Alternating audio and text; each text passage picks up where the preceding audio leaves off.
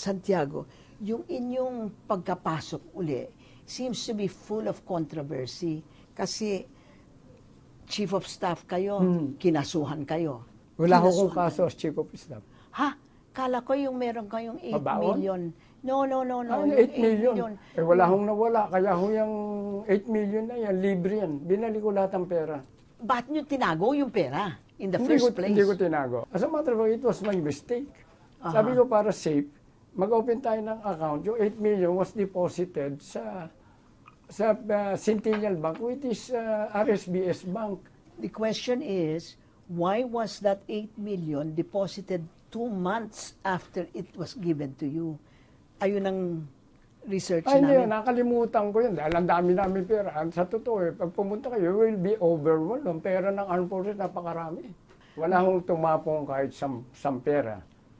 Pero ang insultong inabot ko, sinabihan ako parang magnanakaw ko sa... Pero ang nag-file sa inyo yung Office of Ethical Standards ng AFP Si Ariston de los Reyes, tatanong nyo kung may kapwa-tao yan. I'm naming them already. Oh, good. Wala kapwa-tao yan si Ariston de los Reyes. I was treated like a plebe. Nakipag-ugnayan kami sa AFP para malaman ang estado ng kaso laban kay Santiago. Ayon kay AFP spokesperson Resty Padilla Jr., wala nang outstanding na kaso si Santiago. Wala pong makakapagretiro sa armed forces kung sakasakaling may standing na kaso.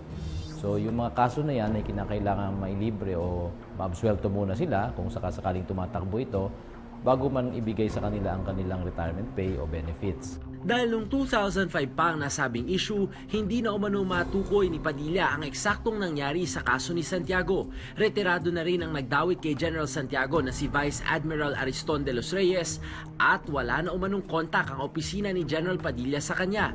Makailang beses nagpadala ng mensahe ang aming programa kay retired Vice Admiral de los Reyes upang siya'y makapanayam, ngunit di siya sumagot sa aming mga pakiusap.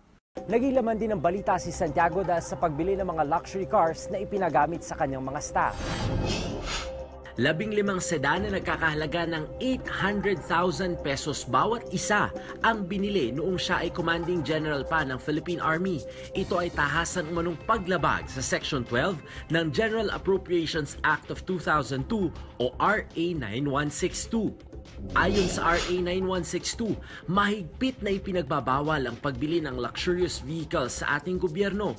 Dapat ay limitado lamang ang pagbili ng mga sasakyan para gamiting ambulansya, road construction equipment, motorized bangkas at mass transport. This is what happened. When we were examining your record, sabi namin, 3 times in all 3 of his office may kaso siya. Tapos meron pa kayong luxury cars. Bumili ng Grandia si Abu, not me. So the Toyota Grandias was not you. Altis mine. The Altis is mine. You are talking about 15 Altises. 15. Okay. Binili ko yung for the Army. I was Army chief kaya marami staff eh. Staff cars yan. 15. Ang problema nung gawing issue, baisuli nyo, pinasuli ko. So you are saying that when you were Army Chief, you bought 15 Toyota Altises from Toyota Davao because Toyota Davao gave you a deal, they were allowing you to pay on installment. Supposed to be, gano'n. Simula noong Miyerkules ay nakipag-ugnayan na ang aming programa sa Toyota Davao. Toyota Davao, this is Antoinette. Good morning. Hello, good morning po. Ma'am, nakausap namin ang supervisor ng nasabing branch, ngunit ang manager lamang daw ang maaaring magbigay ng pahayag ukol sa issue. Nang kami mag-follow up, hindi na namin sila nakausap sa telepono.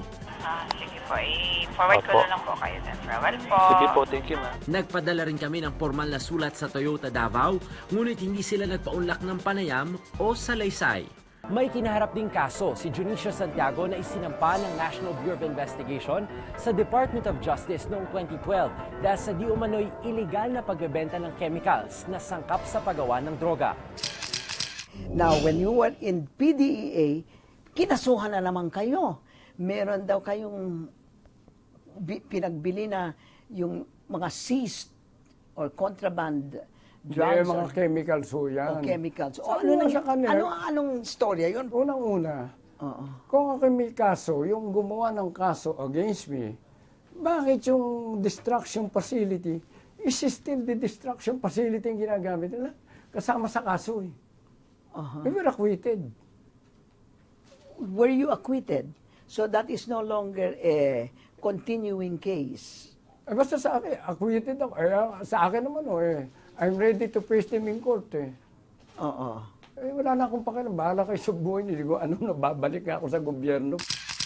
Nung nandun kayo sa Bucor, meron na namang allegations against you, may charge na meron kayong men in black, etc. Ano ba ang storya doon? Okay. Mga dati yung mga sundalo yan, kaya ito naman, naging lesson ko. Mahilig ako magkuha ng tao eh.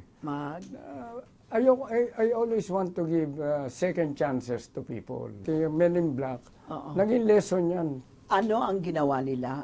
Nako, nambubugbugo sa loob. Nambababae doon. Itong mga kasama niyong sundalo, na you were giving them a second chance. Yes, ma'am. Hindi ko tinanggal, nag-resign ako dyan. 2.4 million.